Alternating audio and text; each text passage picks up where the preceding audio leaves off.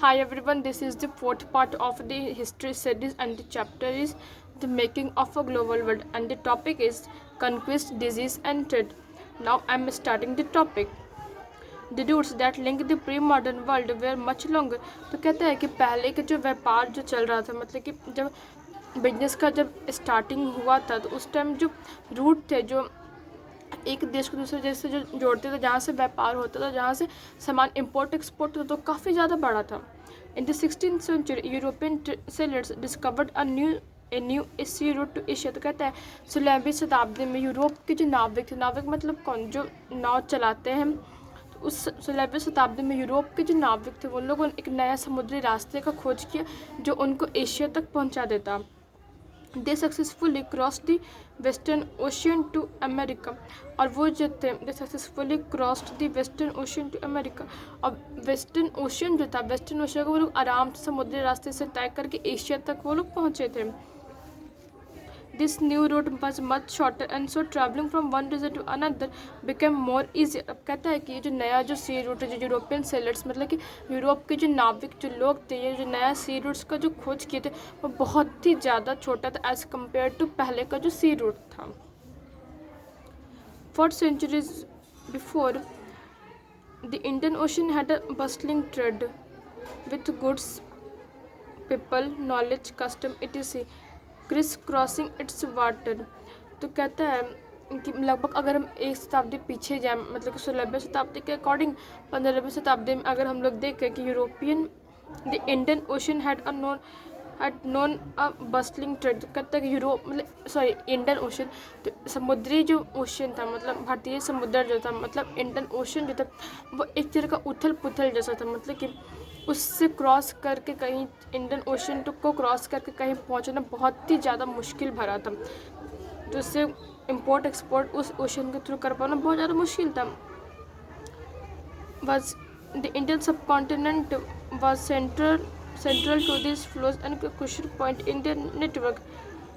The entry of the Europeans helped expand or redirect some of these flows towards Europe.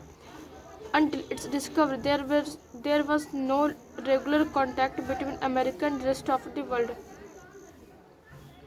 Until its discovery, there was no regular contact between America and rest of. तो कहते हैं पहले इसकी खोज के पूर्व कि कोई रेगुलर कांटेक्ट नहीं था अमेरिका का, मतलब पहले अमेरिका का और सब रेस्ट ऑफ द वर्ल्ड बचे हुए जो वर्ल्ड के देश के जो मतलब दुनिया के जो देश है उससे अमेरिका का कोई कंटिन्यूस कांटेक्ट नहीं था. But from the 16th century its vast land and abundant crops and minerals began transforming trade and lives everywhere. पर कहता है कि पर 16वीं सदी से इट्स अमेरिका का जो बहुत ज़्यादा जो बड़ा जो ज़मीन था एंड एबंडेंट क्रॉप और बहुत ज़्यादा अमाउंट में जिसमें जो फसल उपजता था and began transforming trade and lifes, उसकी वजह से जो व्यापार है वो बदलने लगा, लोगों की ज़िंदगी बदलने लगी. मतलब बेसिकली अमेरिका का जो प्रोडक्शन था, अमेरिका प्रोडक्शन के अकॉर्डिंग अमेरिका प्रोडक्शन के चलते लोगों की ज़िंदगी तक बदलने लगी, लोग अच्छे से खाने पीने लगे. Europe's wealth was further enhanced by precious metals particularly silver found in mines of Peru and Mexico. कहता है कि यूरोप की जो आर्थिक स्थिति थी वो धीरे धीरे बढ़ने लगी, सुधरने लगी बाई प्रेस. और किस चीज़ से सुधरने लगे, महंगे महंगे जो मेटल्स थे जैसे कि हो गया सोना चांदी, और उसके पेरू में जो खजाना था, जो खान था, मिनरल्स का जो खान था, उसकी वजह से भी उनकी आर्थिक स्थिति बहुत ज़्यादा सुधरने लगी. This metals speed up it's trade with Asia. और ये जो महंगे जो मेटल्स थे उसका जो व्यापार, उसकी वजह से जो व्यापार था एशिया के साथ और उनका और ज़्यादा बढ़ने लगा. By the arrival of 17th century, जैसे ही 17वीं सदी आती है, Europe legend spread regarding the south America favoured wealth.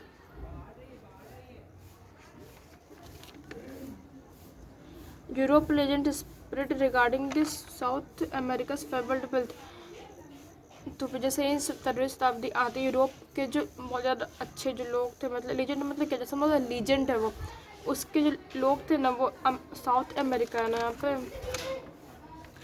South America का जो काल्पनिक जो था ना कि उसके पास बहुत ज़्यादा ये है वो, उसको बहुत ज़्यादा अच्छा मानने लगे. मैंने expedition set of in the search of L Dorado the favoured city of gold. तो बहुत ज़्यादा खोज किया गया, मतलब एक सिटी है एल डोराडो नाम का एक सिटी था जिसको सोने का शहर कहा गया। उसकी खोज में बहुत ज़्यादा लोग गए, उसको खोज में बहुत ज़्यादा प्रयास किया गया था। By the mid 16th century, 16वीं शताब्दी के बीचों बीच the Portuguese and the Spanish conquest and colonisation of America was decisively underway. तो कहते हैं 16वीं सदी में the Portuguese and Spanish conquest, मतलब कि जो पोर्टुगीज जो लोग थे और जो स्पेनिश जो लोग थे युद्ध करते एंड और अमेरिका का आधिपत्य हासिल करने के लिए जुट जाते। America was conquered and won not only by the superior fire power of the Europeans. कहते हैं अमेरिका पर विजय सिर्फ अब है, कहते हैं वो लोग युद्ध लड़ते, अमेरिका को आधिपत्य हासिल करते हैं अमेरिका पे, और अमेरिका को जीत लिया भी जाता है।